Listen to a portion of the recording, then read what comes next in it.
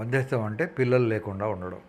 ఈ పిల్లలు లేకుండా ఉండడం 2 రకాలు ఉంటుంది. ప్రైమరీ ఇన్ఫర్టిలిటీ, సెకండరీ ఇన్ఫర్టిలిటీ అని. సెకండరీ ఇన్ఫర్టిలిటీ అంటే ఒక చైల్డ్ పుడతారు, ఇంకో చైల్డ్ మాత్రం రావడానికి ఇబ్బందులు పడుతుంటారు. సో ముందు మనం ప్రైమరీ ఇన్ఫర్టిలిటీ గురించి డిస్కస్ చేసుకుందాం. ప్రైమరీ ఇన్ఫర్టిలిటీలో ఒకటేమో పుట్టుకలోనే లోపం ఉండొచ్చు, కంజెనిటల్గానే లోపల సర్టోలై సెల్ ఓన్లీ సిండ్రోమ్ అని ఇట్లాంటివి ఉంటాయి.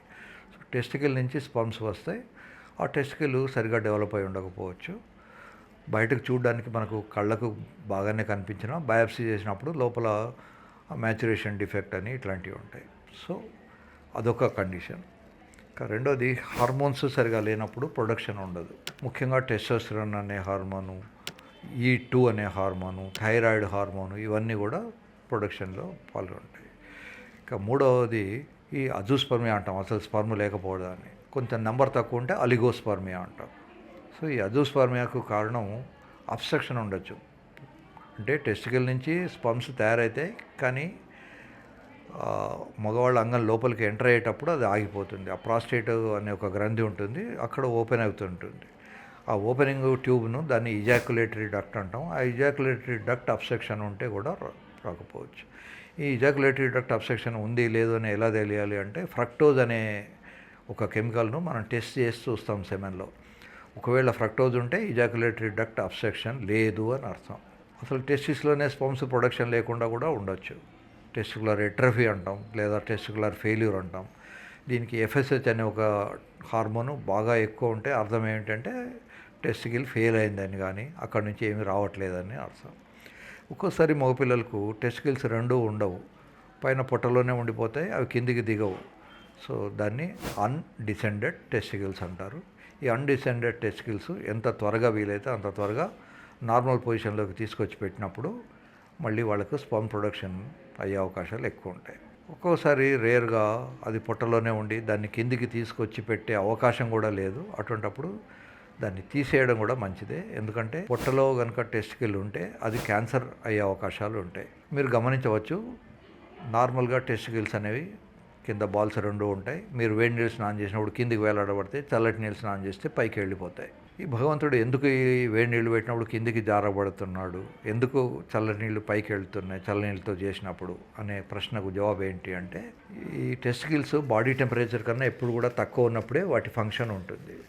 టెస్టికల్స్ బాడీ నుంచి బాడీలో 37 degrees ఉన్నాయనుకోండి సెంటీగ్రేడ్, ఎప్పుడు దీనికి 2 తక్కువలో ఉండాలి, 35, 34 అట్లా ఉండాలి. ఉండడానికి బాడీతో టచ్ అయి ఉంటే ఆ టెంపరేచర్, అలాగే బాడీ మొత్తం టెంపరేచర్ ఒకటే ఉంటుంది.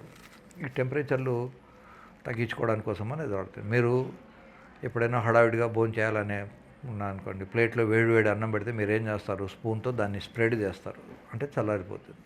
అలాగే స్క్రోటం కూడా స్ప్రెడ్ అయిపోయి కిందికి వేలాడబడుతుంది. వేలాడబడినప్పుడు అది దాని టెంపరేచర్ను తగ్గించుకుంటుంది. ఈ మధ్యకాలంలో మగవాళ్లకు స్పర్మ్ కౌంట్ తగ్గిపోవడం కానీ, అసలే లేకపోవడం కానీ చాలా ఎక్కువ జరుగుతుంది. దీనికి కారణం ఏమిటి అంటే, వరల్డ్ హెల్త్ ఆర్గనైజేషన్ అని ఒక ఆర్గనైజేషన్ ఉంది. వాళ్ళు 1950s, 60s malaria eradication programme అని ఒక ప్రోగ్రాం పెట్టుకున్నారు. వాళ్ళ ఉద్దేశం ఏంటంటే, దోమల్ని చంపేస్తే మలేరియా రాకుండా ఉంటుంది అని. అన్ఫార్చునేట్లీ ఇప్పటికీ దోమలు ఉన్నాయి, మలేరియా కూడా ఉంది. కానీ వాళ్ళు DDT అనే ఒక కెమికల్ను త్రూఅవుట్ వాళ్ళు అన్ని దేశాలలో, అన్ని పల్లెటూర్లలో కూడా స్ప్రెడ్ చేయించారు. ఆ స్ప్రే తర్వాత మగవాళ్లకు స్పర్మ్ కౌంట్ బాగా పడిపోయింది. ఇప్పుడు కూడా ఎవరైతే పెస్టిసైడ్స్ అవి వాడుతుంటారో, వ్యవసాయం చేయడానికి అన్ని పెస్టిసైడ్ స్ప్రేలు వాడుతుంటారో, గోల్ఫ్ అనే ఒక ఆట ఉంటుంది, దానికి చాలా పెద్ద మైదానాలు ఉంటాయి, అందులో దోమలు వగైరా ఉండకూడదని వీళ్ళు దానికి పెస్టిసైడ్ స్ప్రే చేయిస్తారు. ఈ గోల్ఫ్ మైదానానికి చుట్టుపక్కల ఉన్న కాలనీస్లో చాలామందికి మగపిల్లలకు స్పర్మ్ కౌంట్ పడిపోతూ ఉంటుంది. సో పెస్టిసైడ్స్ అనేది చాలా పెద్ద పోర్షన్. ఈ పెస్టిసైడ్స్ ఒకసారి భూమిలో వచ్చిన తర్వాత అవి వెంటనే వెళ్ళిపోవు, మళ్ళీ భూమిలోకి ఎంటర్ అయ్యి వాటర్ ద్వారా మళ్ళీ రీసైకిల్ అవుతూ ఉంటాయి. దీని ఎఫెక్ట్ ఎంత వచ్చిందంటే, సముద్రంలో తిమింగలాలని పెద్ద పెద్ద చేపలు లాంటివి ఉంటాయి, అవి పాలిచ్చే జంతువులే. ఒక్కొక్క తిమింగలం ఈ హాస్పిటల్ అంత సైజు ఉంటుంది. అంత పెద్ద ఏనుకన్నా కూడా చాలా పెద్దగా ఉంటుంది. అంత పెద్దగా ఉండేదానికి కొన్ని గ్యాలన్ల కొద్ది సెమెన్ వచ్చేది.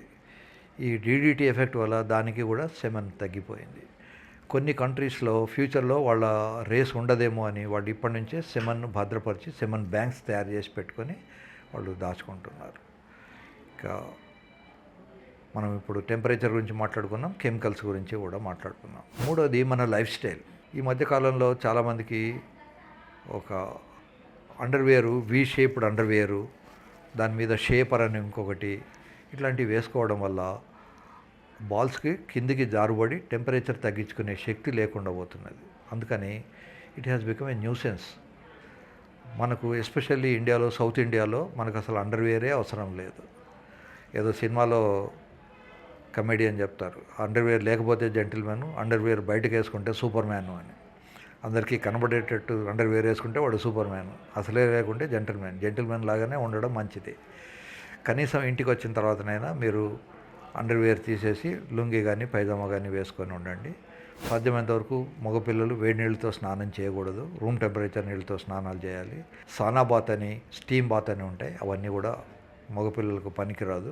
ఇవి కాకుండా లైఫ్ స్టైల్లో చాలా చేంజెస్ వచ్చాయి. హార్డ్ వర్క్ చేయాలి. మగవాళ్ళకు టెస్టోస్టెరోన్ అనే హార్మోను కొంత టెస్టికల్స్ నుంచి వస్తుంది, రెండవది మజిల్స్ నుంచి వస్తుంది. మజిల్ అంటే యాక్షన్. మీరు ఎక్సర్సైజ్ చేయకపోతే బాడీ నుంచి టెస్టోస్టెరోన్ రావాల్సినంత అమౌంట్ రాక వాళ్ళకు ఈ ప్రాబ్లమ్స్ ఉంటాయి. మూడో ప్రాబ్లం ఏమిటి అంటే మనకు అత్యాశ. మనకు ఆవులు ఎక్కువ పాలు ఇవ్వాలని, గేదెలు ఎక్కువ పాలు ఇవ్వాలని దానికి కొన్ని ఇంజెక్షన్స్ ఇస్తుంటారు, ఆక్సిటోసిన్ అనే ఇంజెక్షన్.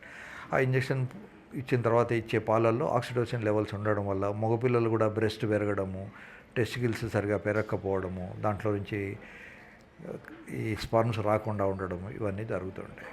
కనుక మగపిల్లల్లో ఈ ప్రాబ్లం రావడానికి మల్టిపుల్ కారణాలు ఉన్నాయి. వీటినన్నింటినీ మీరు జాగ్రత్తగా గమనించుకొని ఎక్సర్సైజ్ చేయండి, చల్లటి నీళ్ళతో స్నానాలు చేయండి, అండర్వేర్లు, టైట్ అండర్వేర్లు వేసుకోకండి.